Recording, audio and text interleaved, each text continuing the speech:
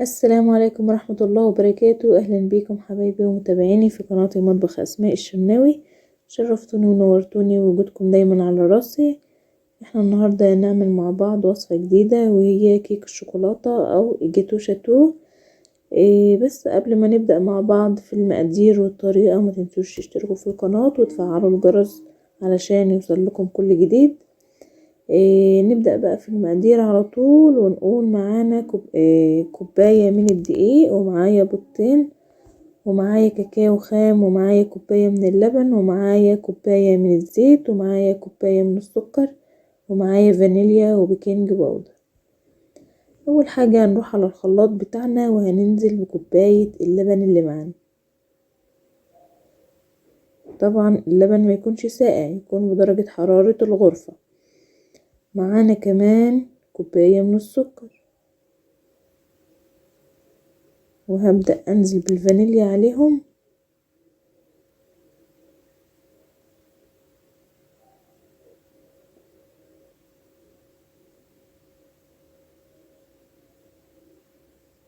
وهاخد معايا معلقتين هرميين كبار من الكاكاو الخام. ده كاكاو خام أسباني، يعني المعلقة منه بمعلقتين من. هنروح على الخلاط، هندي الخليط بتاعنا ضربة في الخلاط، وبعدين هاخد كوباية الزيت، وهبدأ أنزل على الخليط بالراحة خالص، يعني يدوب سرسوب كده ننزل في الخلاط لحد ما الخليط يتقل معايا، وهبدأ اخده.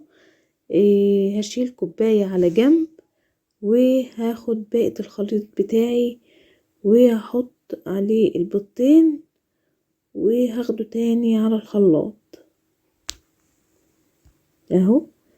دي الكوباية اللي انا خدتها، انا هشيلها على جنب، ممكن تحطيها في التلاجة لحد ما تخلصي او تخليها جنبك يعني. هنا بقى انا كان معايا بيضتين، هبدأ انزل بيهم على باقي الخليط، وهاخدهم واروح برضو على الخلاط اديلهم كمان ضرب. هنا خلاص كنت ضربتهم، هبدأ افضيهم معايا في بولة،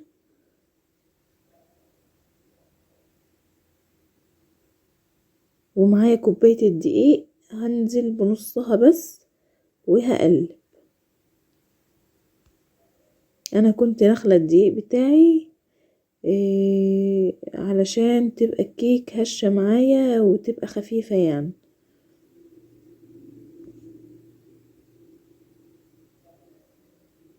هفضل اقلب فيها كده لحد ما الدقيق كله يختفي، وبعدين انزل بباقي الدقيق.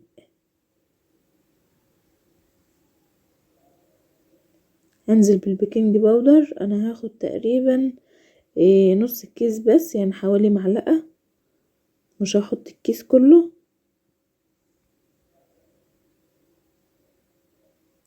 ودي بقت كمية الدقيق، هنزل بيها برضو واقلب لحد ما الدقيق كله يختفي.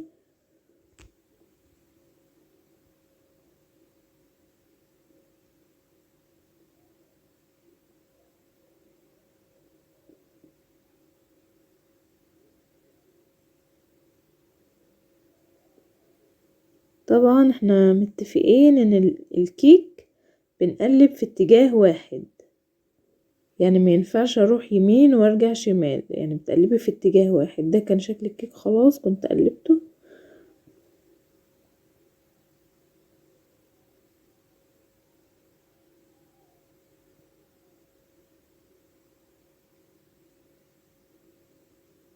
بعد كده بقى ايه، ده كان شكل الخليط معايا. انا بقى هبدأ اجيب القالب ده اللي على شكل ورد ده، وهبطنه بزيت وبدقيق، وهبدأ انزل بالخليط بتاعي في قلبه. انت ممكن عايزة تعمليها في صينية عادية، يعني عادي ممكن تحطيها، مش هتقول لا، بس انا حبيت يعني اغير واحطها في القالب ده.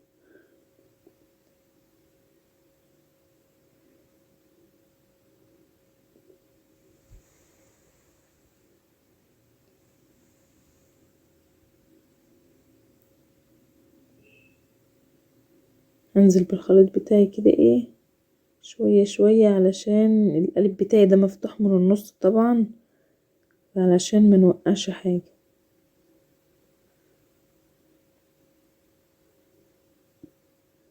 هنا انا كنت مشغلة الفرن بتاعي على درجة حرارة 180 من تحت، وهحط القالب بتاعي على الشبكة، واول ما تستوي او احس ان هي استوت هبدأ اشغل عليها الشواية لمدة تقريبا 5 دقايق، واختبرها يعني بخلة لو انتي خايفة من التسوية بتاعتها يعني، وتطلعيها تسيبيها تهدى شوية وبعدين تحطي عليها الصوص. ده كان شكلها بعد ما خرجت ما شاء الله، شايفين كانت عيلت. هنا بعد ما كنت حطيت عليها الصوص بتاعها وبدأت ان انا اقطعها، وده كان شكلها النهائي. انتظرونا في وصفة جديدة، والسلام عليكم ورحمة الله وبركاته.